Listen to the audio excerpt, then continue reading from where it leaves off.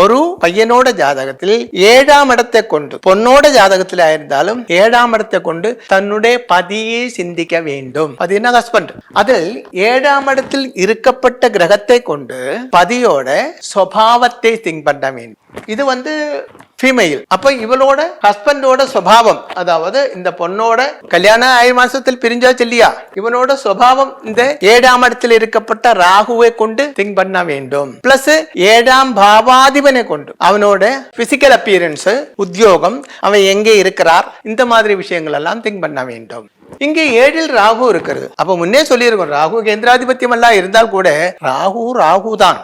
அப்போ இவனுக்கு என்ன, அதே மாதிரி 7ஆம் பாவாதிபனே புதனை 7ஆம் பாவாதிபனாக இருக்கட்ட புதனே ராகு பார்வை இருக்கிறது. இவன் ஆளு ஒன்னு ஓவரா குடிக்கும், அதாவது லிக்கர் ஓவரா யூஸ் பண்ணுவாங்க, ட்ரக்ஸ் யூஸ் பண்ணுவாங்க, பிளஸ் கொஞ்சம் சைக்கோ மாதிரி